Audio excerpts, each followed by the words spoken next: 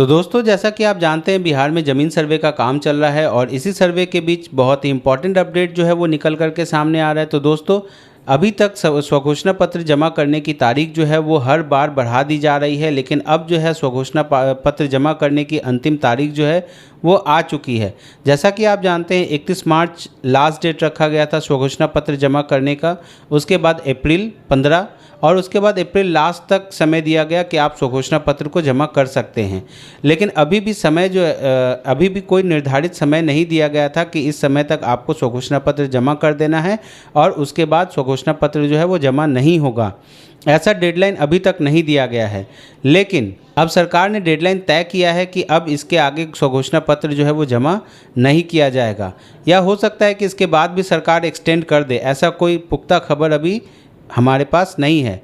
तो आज की वीडियो में हम लोग जानेंगे कि स्वघोषणा पत्र जमा करने की अंतिम तारीख क्या रखी गई है और उससे जुड़ा बहुत सारा मामला है जिसके विषय में हम लोग इस वीडियो में जानेंगे। तो चलिए वीडियो की शुरुआत करते हैं। लैंड रिकॉर्ड के लिए यह काम कर लीजिए तो आपकी ज़मीन हो जाएगी सेफ। जानिए लास्ट डेट।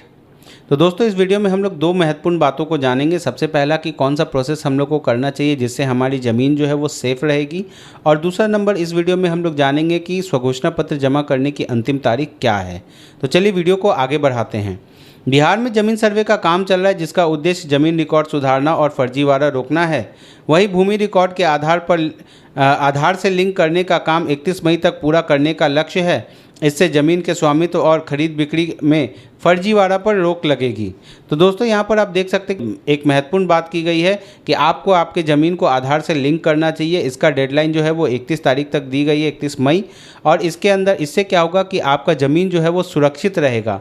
किसी भी तरह का फर्जी होने का चांसेस जो है वो बहुत कम रहेगा। बिहार में ज़मीन सर्वे का काम चल रहा है। सरकार की ओर से बताया गया है कि सर्वे का उद्देश्य ज़मीन के रिकॉर्ड को सुधारना और उसकी वैधानिकता की पुष्टि करना है, ताकि ज़मीन के स्वामित्व और खरीद बिक्री को लेकर किसी भी तरह के फर्जीवाड़ा को रोका जाए। वहीं इस बीच में ज़मीन सर्वे से जुड़े विभाग के अधिकारियों ने कहा है कि भूमि के रिकॉर्ड का आधार से लिंक करना भी जरूरी हो गया है, जिससे फर्जीवाड़ा को रोका जा सके। राजस्व विभाग के अनुसार यदि कोई किसी ज़मीन को दोबारा बेचना चाहता है तो यह मामला आधार लिंक होने पर पकड़ में आ जाएगा। इसके साथ ही आधार लिंक से यह भी पता चल जाएगा कि व्यक्ति के नाम से कितनी भूमि है। ज़मीन के आधार से लिंक होने के बाद फर्जीवाड़े को रोका जा सकेगा, जिससे भूमि विवाद कम होंगे। और आगे राजस्व एवं भूमि सुधार विभाग ने बिहार के सभी जिलों के जिला अधिकारियों को पत्र लिखकर वैसी भूमि को आधार सीडिंग करने को कहा है जिसकी जमाबंदी हो चुकी है। जिलों में 31 मई तक आधार सीडिंग का काम पूरा करने का लक्ष्य रखा गया है।